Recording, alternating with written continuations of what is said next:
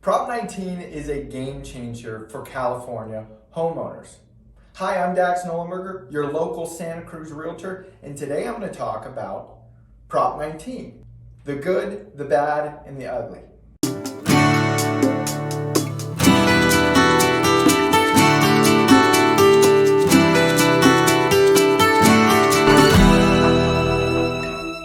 Before I dive into the details, let's start with a hypothetical scenario.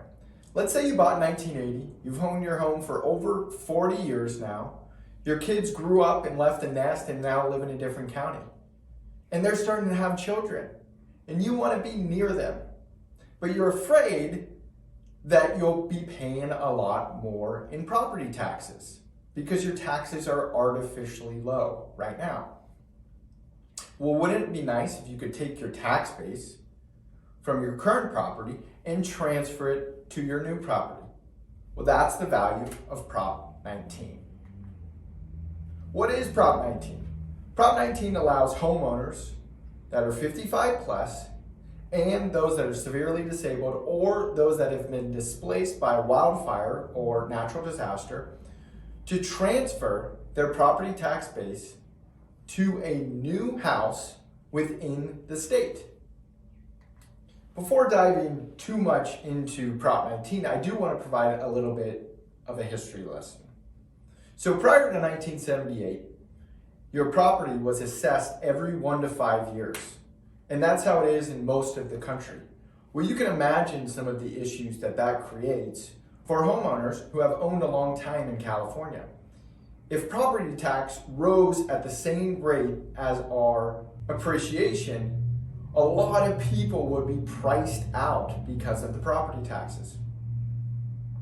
Well, California voters understood this, and in 1978, they passed Prop 13. What Prop 13 did was it capped the increase on property taxes per year to 2%. Additionally, properties were only reassessed with the transfer of ownership or if there was significant construction on the property. Fast forward to 1986, Prop 58 passed.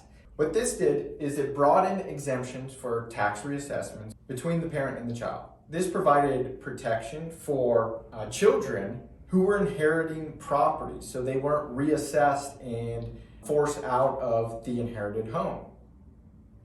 So for any principal residence of any value could be transferred to the child without a reassessment. Additionally, the first $1 million in assessed value for non-residences like apartment complexes, vacation homes, multifamily, you had protection of up to $1 million for those properties as well. Then came Prop 60, also passed in 1986. And what this did was it allowed sellers who were 55 plus to carry their low tax base on their original property to a purchase of a new property of equal or lesser value. And that is the distinction, equal or lesser value. And this Prop 60 only applied to sales and purchases within the same county. Well, that really limits the potential people that could take advantage of this. So in 1988, Prop 90 was passed. And what this did was allowed you to transfer that property tax rate to a different county as long as the county opted in.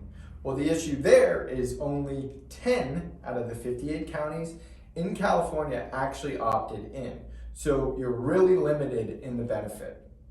Then came Prop 19, which passed November of 2020. Now the benefits are this. Qualifying sellers age 55 plus can carry their low tax base to anywhere in the state, and they can do it 3 times. So let's say in that initial example, you decided to move where your kids were. Let's say they're in San Diego, and then if they decide to move 5 years later, you can again transfer your tax base and do it one more time in your lifetime instead of it just once. You can also transfer your tax base anywhere within the state, as I mentioned. And sellers can transfer their tax base to a property of greater value. Prior, it was only a property of equal or lesser value. So, let's look at an example of buying up. Let's say a couple sells their home with an assessed value of $250,000 for a fair market value of $1 million. That same couple buys a new house for $1.5 million. Their new tax base would be their original $250,000 assessed value plus the $500,000 difference in increased value between the two homes. So their new tax basis would be $750,000, half of what it would be if they didn't get this benefit. Let's look at an example of buying down. So let's say instead the couple sells a home with an assessed value of $250,000 for a fair market value of $1 million. That same couple buys a new home for $750,000. Maybe they had to pay some capital gains tax. Maybe they want to put a little money aside for retirement. Their new tax basis would be that original $250,000. So you're not getting all of the benefit that you could, but you're still getting a significant benefit when you buy down. In this example, at $250,000 for a 1.25% property tax rate, their yearly taxes would be $3,125. Alternatively, if they didn't get this benefit, $750,000 at 1.25, $9,000 in property tax. So their savings because of this proposition is $5,875. So pretty significant.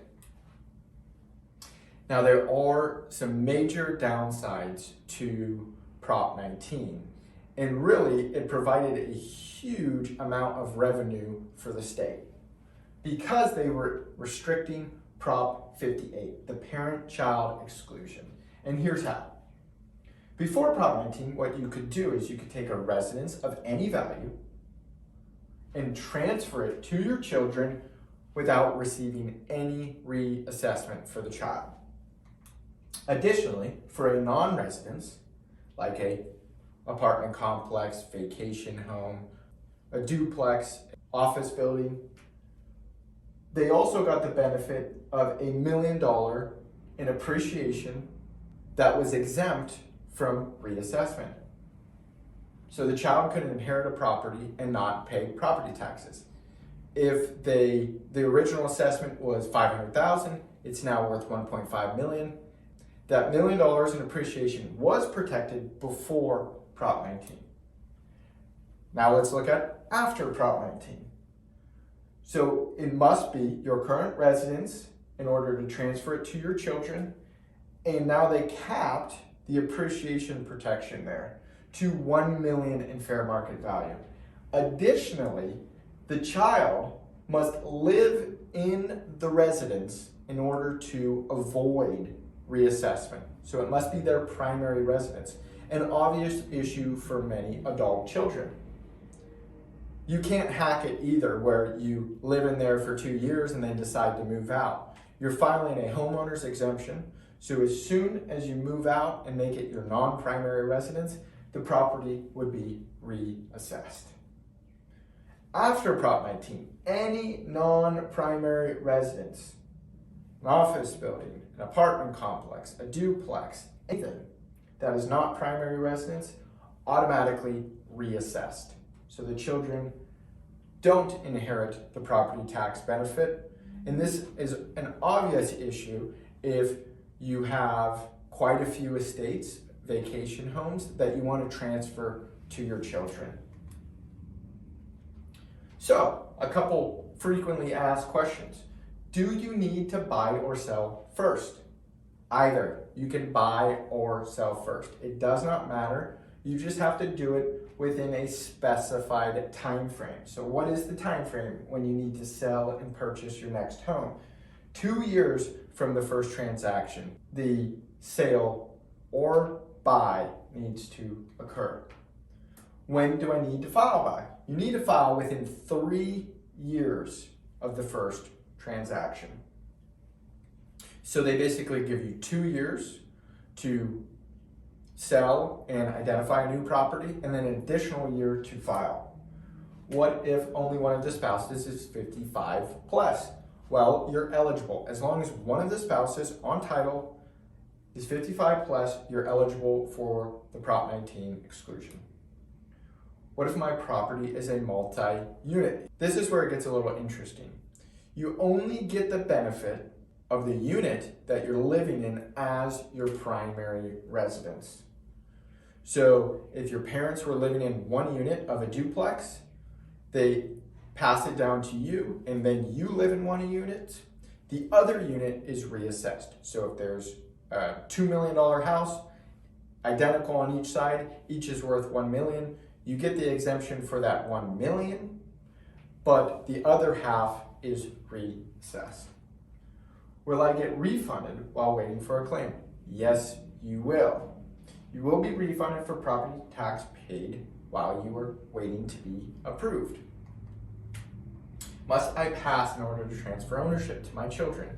No, you do not need to pass. You can transfer the ownership and they can receive the benefit, but you can't double dip. You can't then use that benefit to try to get your own low property tax rate. It can only be used once. How do you apply? After both the purchase and the sale have occurred, you go to the county assessor's office in the county that you bought your property, your second property, and you file with them. Remember, both the sale and the purchase have to occur before you file. Please let me know if you have any questions in the comments below, and make sure to like and subscribe. Thanks for watching.